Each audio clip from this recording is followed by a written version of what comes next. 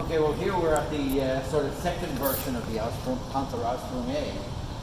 The first versions had a sort of thing that looks like a vertical letterbox with a slot for the machine gun to come out. But by the time this had been designed and was available for production, they changed over. The Ausf also has a opening visor in the front for the driver so he can see directly out. But in combat conditions, he uses the periscopes on the top. The machine gunner has a periscope looking to the side. The turret on these vehicles is fairly plain. It still has the rounded cast mantlet. The unit have put the hoops on the side that carries their track. And we can see here the commander's cupola with a rail around the top. That's for mounting the flak machine gun. The Panther suspension, well, that was developed obviously for the Ausf D, and it gives a very, very good cross-country ride.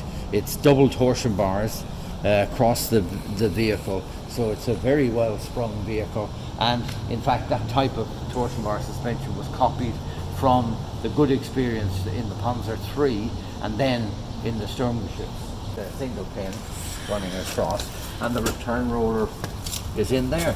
Most people don't know there's a return roller in there. And then in the final version that was coming out from M&H in Hanover, they were again trying to save rubber, so they put in a metal sliding arrangement instead of the return roller.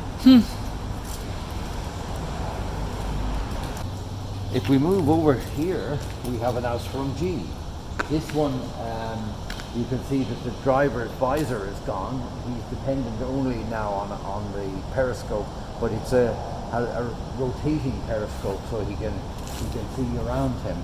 The turret on this is worthy of a lot of discussion because, first of all, it doesn't have the final version of the chin mantlet, despite it being a very late production vehicle, because the chin mantlet comes from one factory, the rounded mantlet comes from another factory, and they were to finish their contracts of building the rounded mantlet before they went on to the chin mantlet.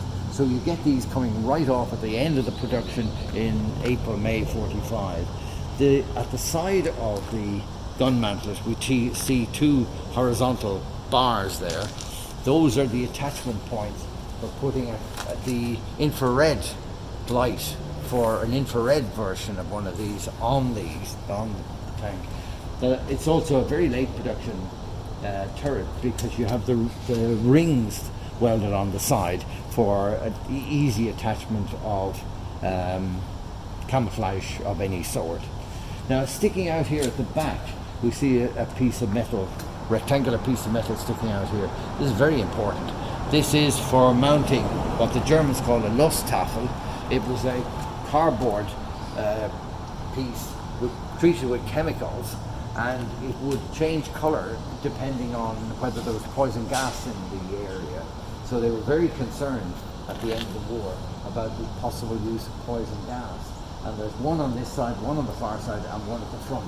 So the commander could see if there's a change in colour of these cards, he knew they had to lock down and go to their breeding masks and so forth. This particular Panther originally had a steel wheel at the rear with a steel tyre on it, but that's been taken off, unfortunately.